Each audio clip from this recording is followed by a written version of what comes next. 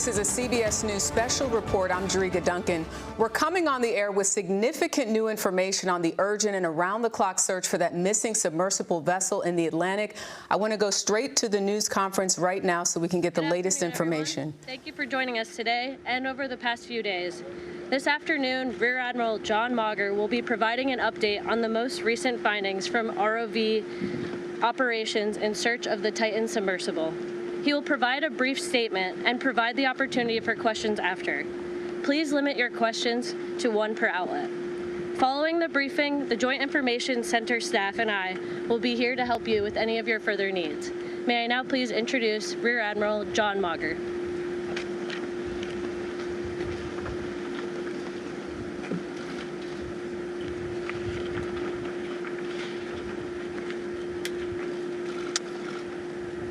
This morning, an ROV, or remote operated vehicle, from the vessel Horizon Arctic discovered the tail cone of the Titan submersible approximately 1,600 feet from the bow of the Titanic on the seafloor.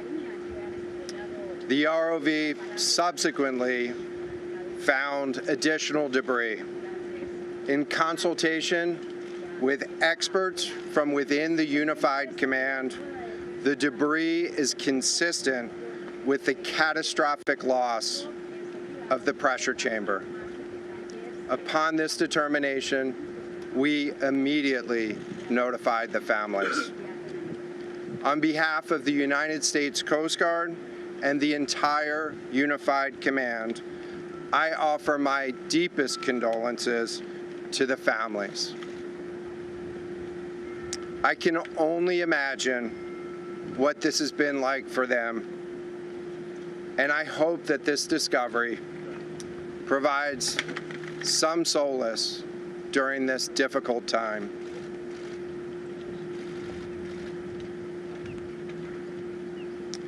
Additionally, we've been in close contact with the British and French Consuls General to ensure that they are fully apprised and that their concerns are being addressed.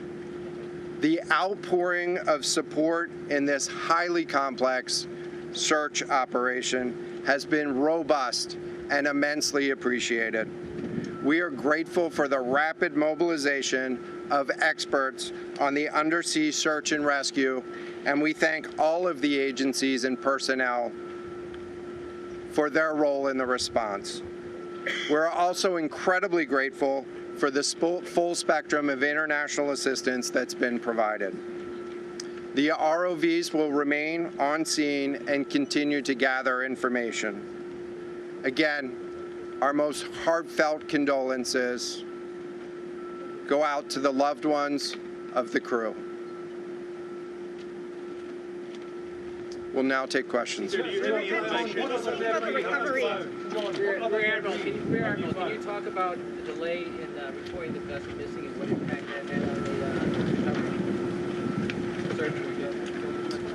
This was a incredibly complex case, and we're still working to develop the details for the timeline involved with this casualty and the response. And so we'll provide that information. The recovery of the body. James Matthews from Sky News.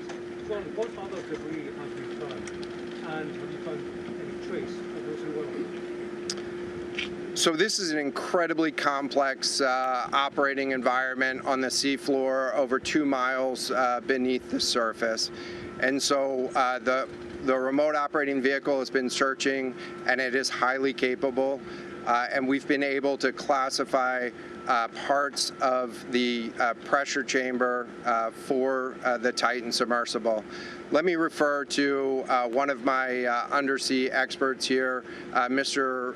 Paul Hankin, to talk about the nature of some of the debris.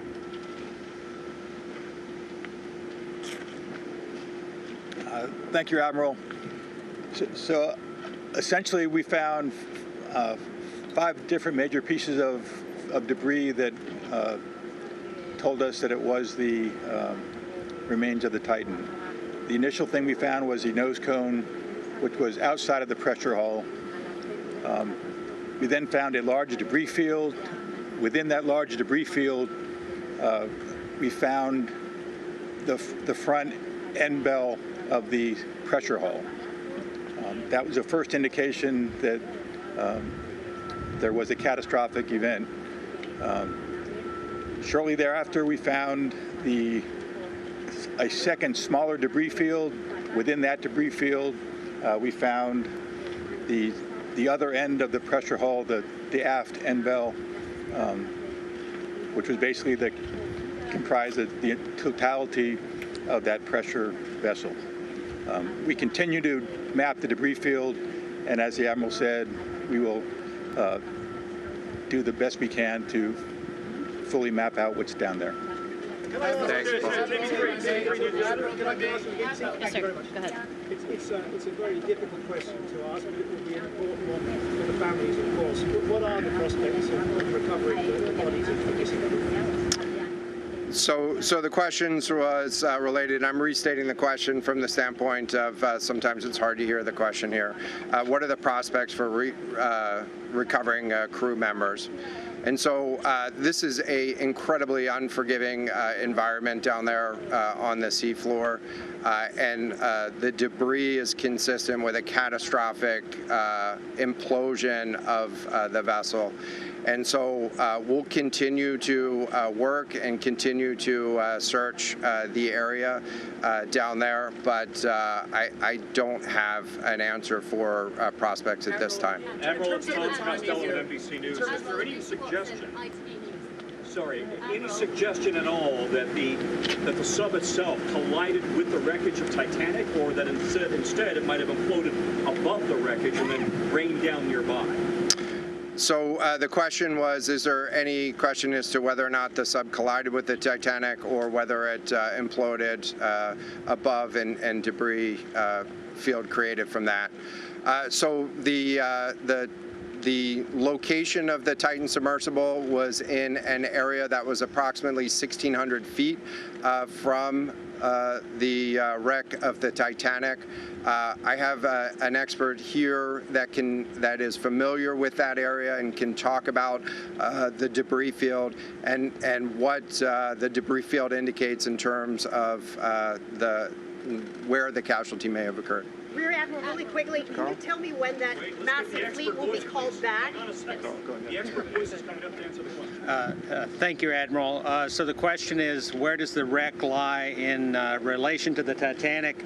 I didn't hear the Admiral's answer. I think 1,600 feet. Was that correct, Admiral? Yep, you got it. So that's off the bow of Titanic. It's in an area where there is not any debris of Titanic. It is a smooth bottom. To my knowledge and anything I've seen, there's no Titanic wreckage in that area. And again, 200 plus meters from the bow, and consistent with the location of last communication for an implosion in the water column. And the size of the debris field is consistent with that implosion in the water column. Thanks. What would cause the implosion? In terms of the timing here, you say that this was a catastrophic implosion. And I know it's early on, but is it your estimation that this happened right at the moment when they lost contact, an hour and 45 minutes after the descent? So the question was about the timing of the catastrophic implosion. Right now, it is too early to tell with that. We know that as we've been prosecuting this search over the course of the last 72 hours and beyond, that we've had sonar buoys in the water nearly continuously and have not detected any catastrophic events when those sonar buoys have been in the water. So. Can you describe what happens from here, sir, in the next days and weeks in terms of finding any more debris? What happens from here? So we will, the question was what happens from here, what's the next phase? And so right now, again, our thoughts are with the families and making sure that they have an understanding as best as we can provide of what happened and begin to find some closure. In terms of the large process, we're going to continue to investigate the site of the debris field. And then I know that there's also a lot of questions about how, why, and when did this happen.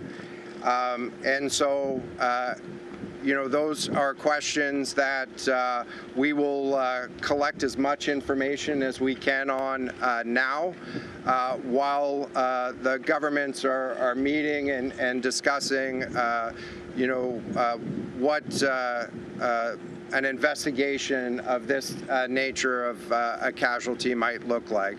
This is something that happened, I'll just remind everybody, this is something that happened in a remote portion of the ocean with people from, you know, several different countries around the world. And so it is a complex case to work through, but I'm confident that those questions will begin to get answered. Is there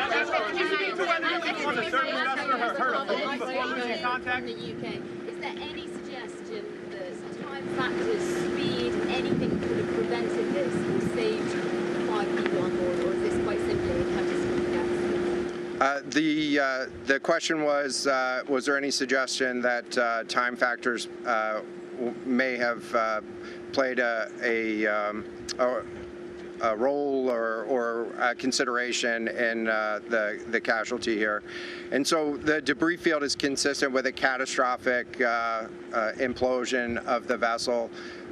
Again, while we were prosecuting the search, we had listening devices in the water throughout and did not hear any signs of catastrophic failure from those. And so we're going to continue to investigate, or we're going to continue to document the information there and understand, based on all the information we have, the timeline.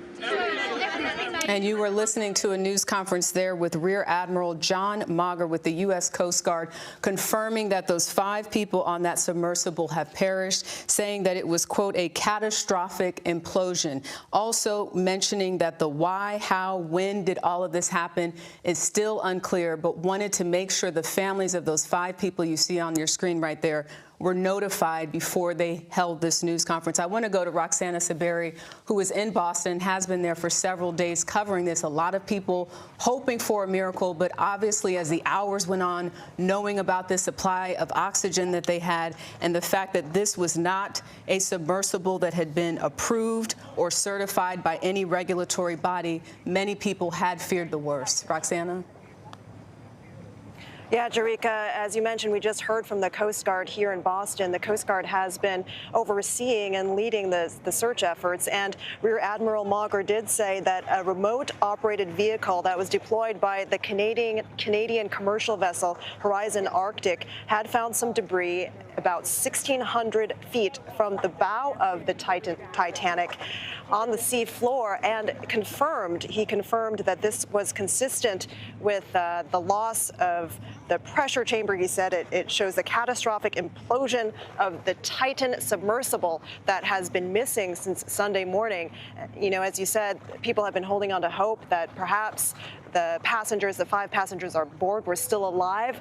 We had heard reports of banging noises that were emitted every 30 minutes on Tuesday and Wednesday, but we had not heard any updates on that since Wednesday. So people were hoping that perhaps the passengers had survived, but now we are hearing that there were 5 pieces of debris that were found, and they were all belonging, they said, to the Titan submersible. So they are still investigating, trying to determine the timeline and what exactly happened. But again, they said everything points to a catastrophic implosion of the vessel. Jerika? That's right. And those remote-operated vehicles will remain on scene. I want to turn now to CBS News Sunday morning correspondent David Pogue. He joins us now. David, you went on board the Titan last year for a story about the sub and interviewed the CEO of OceanGate. Can you tell us your reaction to all of this? I mean, you were on this. I know you didn't get that far into it, but what an experience and a tragic ending. It's a complicated brew of emotions. I haven't completely processed the fact that Stockton Rush, the CEO, the designer of the sub, the pilot of the sub, is gone. I spent 9 intense days with him last year on the Horizon Arctic, the very ship that has just discovered the wreckage. And P.H. Nargeolet, one of the most dived Titanic experts in the world, these were amazing guys. These were adventurers. You know, these are not like me, or possibly you. They thrive on risk and danger and exploration. And it's hard to think that they're just gone like that. Yeah, we'll have much more, of course, later on. David Pogue, we thank you so much for your analysis.